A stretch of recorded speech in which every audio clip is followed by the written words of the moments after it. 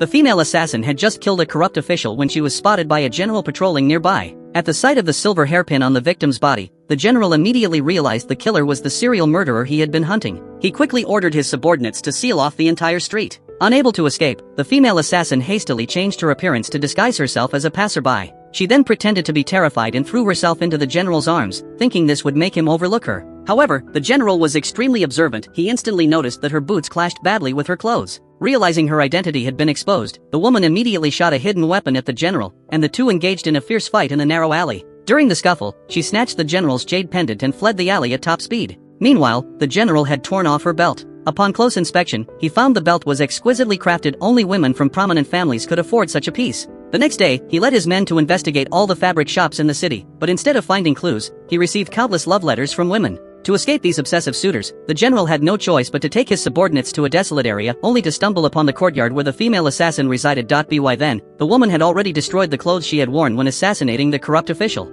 Her reason for becoming an assassin stemmed from a tragic past. When she was a child, her father was wrongfully accused, leading the emperor to execute her entire family. She alone survived, taken in by her father's close friend. Determined to avenge her family, she trained relentlessly in martial arts and secretly killed the officials who had framed her father one by one until a momentary lapse allowed the general to track her down. Faced with the general's demand to search her, the woman panicked. She still had the jade pendant she had stolen from him hidden on her person. She immediately pretended the general was molesting her and even threatened to commit suicide to force him to leave. Helpless, the general abandoned the search and apologized to her. Little did she know, her act had failed. The general had already seen through her disguise. He ordered his subordinates to secretly tail her and gather evidence. In order to find more clues about the people who had framed her father, the woman planned to sneak into the emperor's study to search for archives. Her first obstacle was gaining entry to the imperial palace. At her maid's suggestion, she decided to infiltrate the general's villa to find a token that would grant her access to the palace. But as soon as she entered the general's room, she came face to face with the general, who was in the middle of bathing.